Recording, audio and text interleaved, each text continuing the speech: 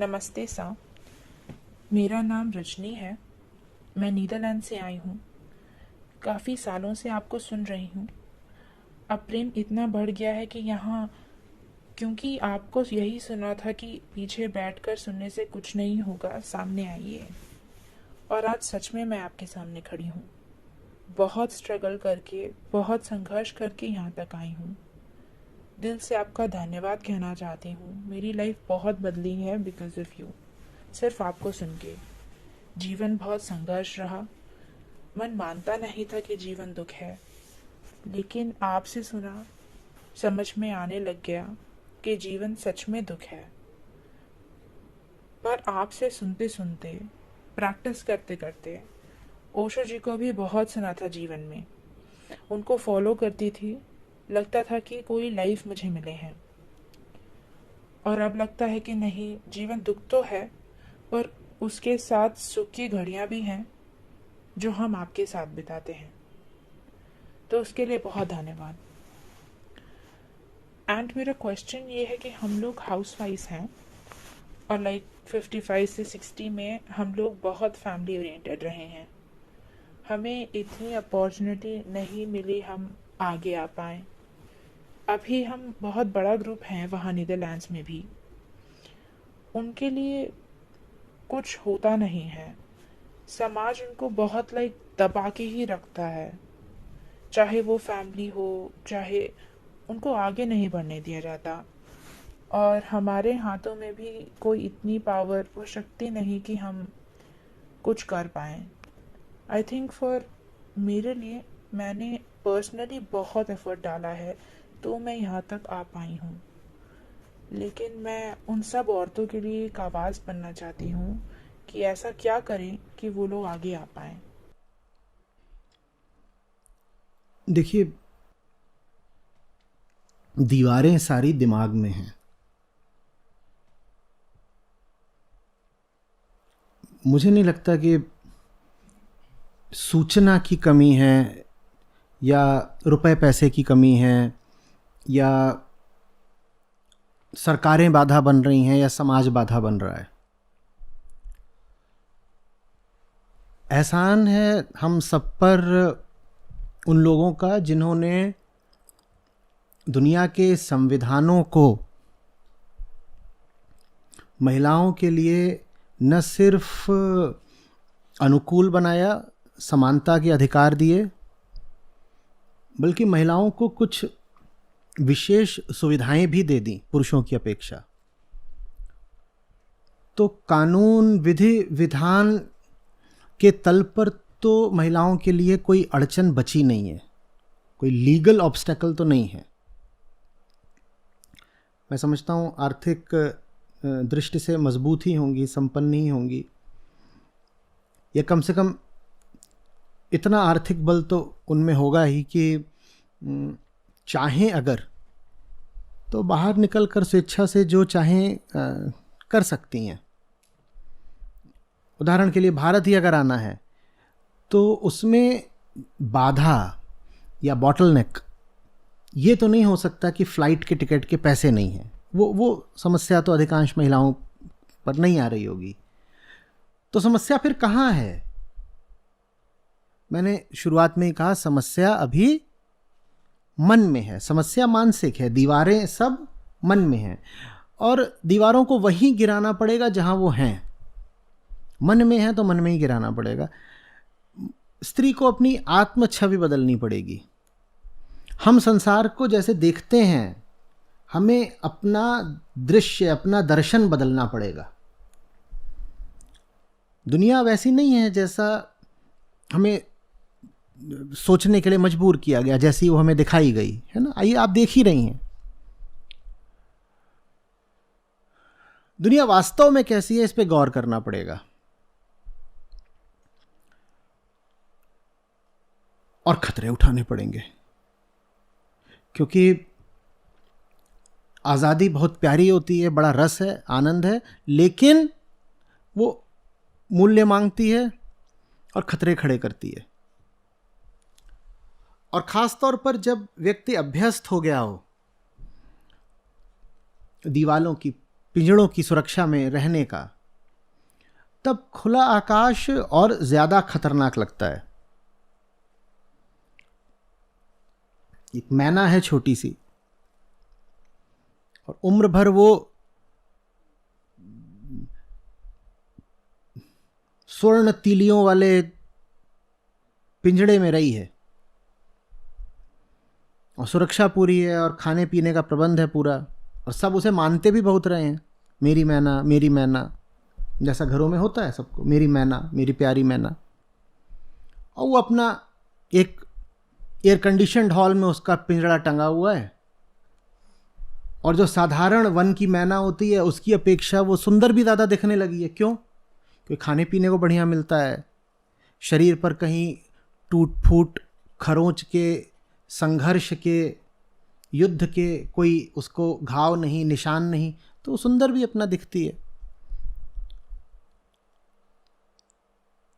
अब आप उसका अगर पिंजड़ा खोल देंगे, कहेंगे आकाश की ओर जा, तो खतरा तो है, क्योंकि कभी उड़ी नहीं है, तो उड़ना उसको ठीक से आता नहीं।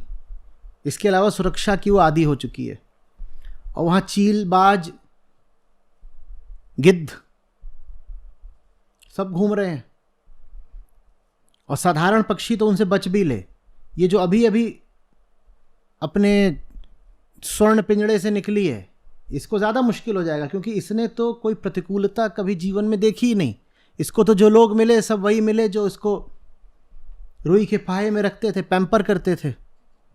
तो ये तो हो सकता है गिद्ध को भी यही बोल दे, जी बोलिए क्या, चाय लेंगे, शरबत लेंगे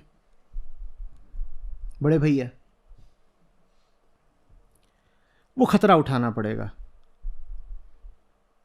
उसमें मौत का खतरा भी शामिल है।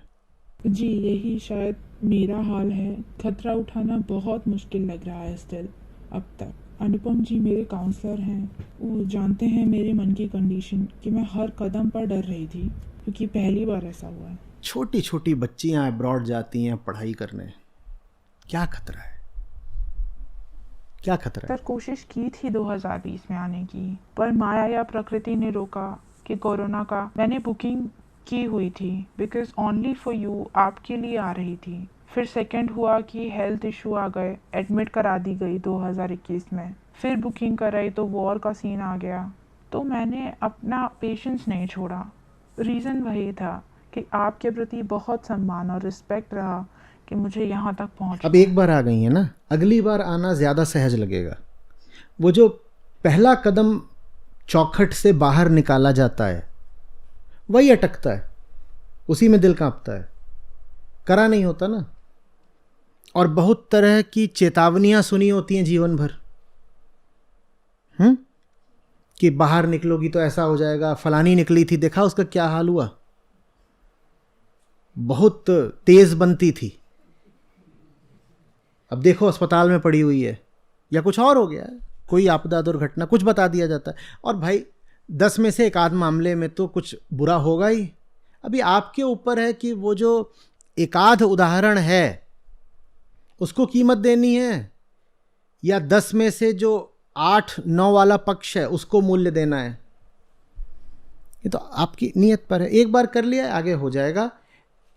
जब भी अड़चन लगे अपने आप को याद दिलाइएगा, बाधा कहीं बाहर नहीं है, दीवारें भीतर हैं। नई दुनिया रोक रही है। कौन सी एयरलाइन है जो कहेगी कि आप जीवन भर गृहिणी रही हैं और भारतीय सुसंस्कृत महिला हैं तो आपको टिकट नहीं देंगे? कहे कि आदर्श भारतीय नारी वही है जो कभी आकाश में उड़े नहीं, अपने पंख तो नहीं फैलाए, पंखों वाले विमान में भी न बैठे, विदेश से भी भारत आना हो तो उसके लिए बैलगाड़ी है, ऐसा कोई बोलेगी एयरलाइन? तो बाधा बाहर थोड़ी ही है, या वीज़ा मिलने में दिक्कत आएगी, कुछ ऐसा है। भारत में भी अफगानिस्तान वगैरह जैसी हालत है कि कहाँ जा रही हैं महिलाओं का किसी सामाजिक जगह पर। अभी वहाँ पे फुटबॉल चल रहा है, वर्ल्ड कप, वहाँ इसी बात को लेकर विवाद हो गया कि ये महिलाएं कहाँ से आ गई स्टेडियम में, और महिलाएं अब एकदम वो बेकाबू हुई जा रही हैं। वो कुछ ने आकर के स्टेडियम में अपने बाल काटने शुरू कर दिए। ईरान में जो चल रहा है, उन्होंने कहा यही अच्छा मौका है, दुनिया भर की मीडिया यहाँ मौजूद है, इनके सामने काटो बाल तो सब देखेंगे। वहाँ मैच चल रहा है, वो अपने बाल काट रही हैं। लेकिन ठीक है, वो भी कर लिया, कोई जेल तो उनको नहीं भेज दिया गया। हाँ, मौतें होंगी, ईरान में हुई है मौत,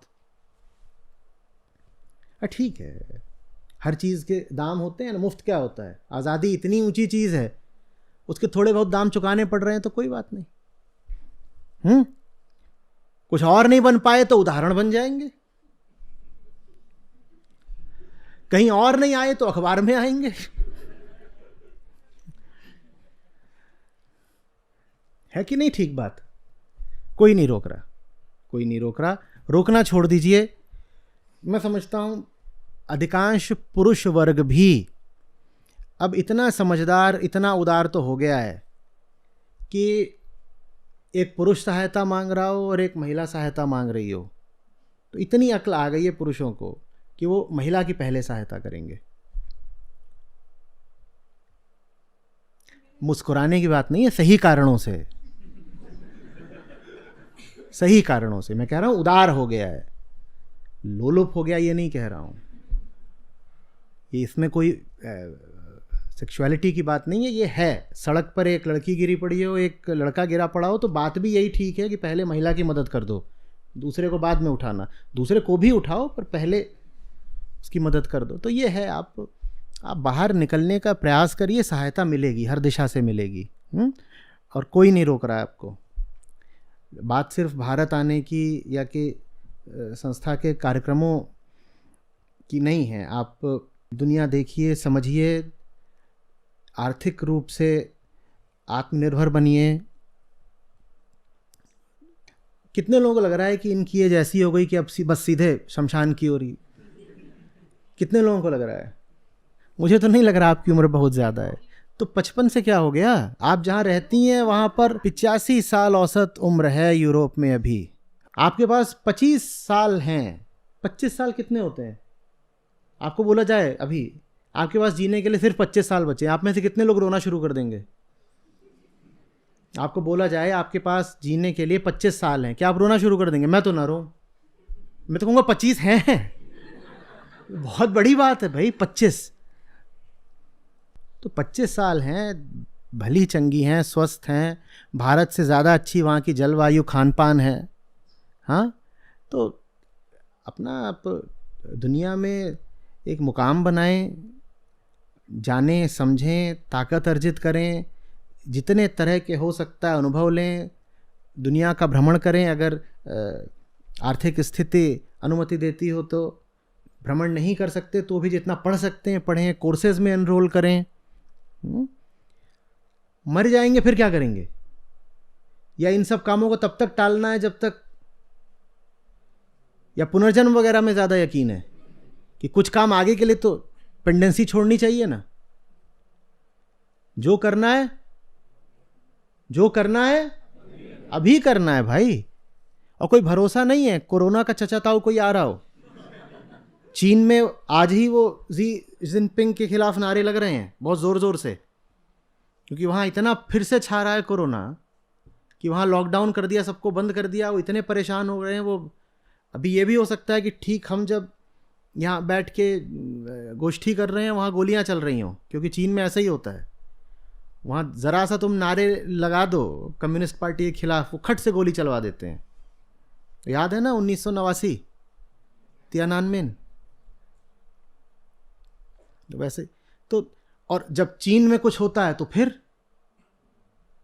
जब चीन में कुछ शुरू होता है जीवों, जंतुओं, कीड़ों से संबंधित, तो फिर आगे क्या होता है? वो पूरी, अब चीन में हो गया शुरू। अगर चीन, कहते हैं ना, चीन को छींक आती है तो पूरी दुनिया को जुकाम हो जाता है। तो हम क्या इंतज़ार कर रहे हैं? अगला वायरस आए, उठा के ले जाए? कभी भी आ सकता है। 2019 के नवंबर में, अभी नवंबर ही चल रहा है, 2019 के नवंबर में आप में से कितने लोगों ने सोचा था कि अगले 2 साल प्राणघातक होने वाले हैं? किसी ने सोचा था? हो गए ना। और 2019 के नवंबर में ही शुरू हुआ था। वैसे ही 2022 का नवंबर है, फिर से चीन में कुछ गड़बड़ शुरू हो गई है। क्या भरोसा कल का। जो कर सकते हो, जितना कर सकते हो, जितना डूब सकते हो करो ना, एक भी पल व्यर्थ मत गवाओ। 25 साल बहुत ज्यादा है। आप 5 साल छक्के जी लीजिए, जन्म सार्थक हो जाएगा। और डरिए मत बिल्कुल।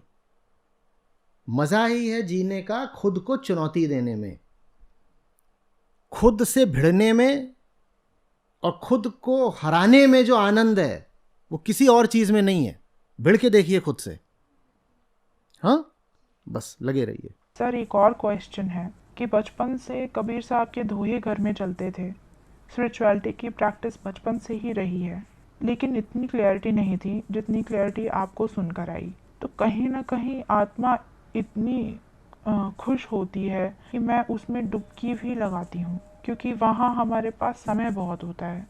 अब थोड़ी सी मन को लालच आने लग गई है कि ये सिर्फ डुबकी ही है, तैरना क्यों नहीं आता।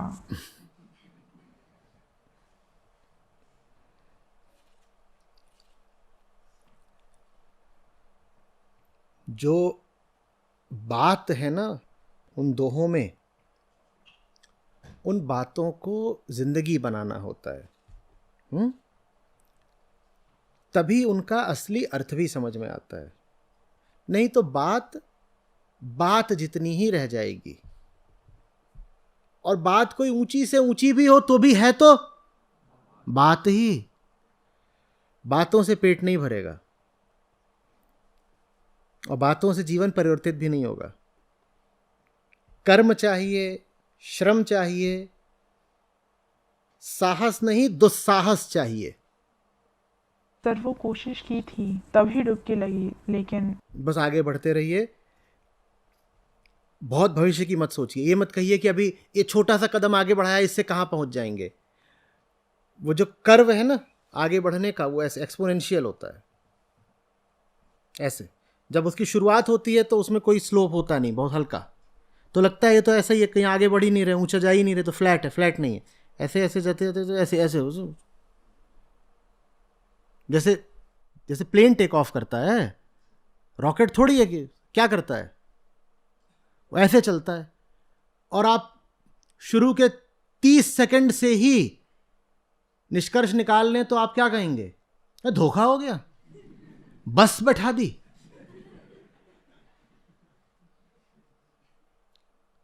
रोक रहे, कंडक्टर कहां है, बोले तो उड़ेगा, ये तो चल रहा है। ऐसा ही होता है। आपको नहीं पता चलेगा चलते चलते कब आप उड़ना शुरू कर देंगी। आप चलिए तो सही, और पूरी जान लगा के चलिए। और जब चलिए तो ये ध्यान रहे कि पंख खुले रहें, उड़ान अपने आप हो जाएगी। जी, धन्यवाद।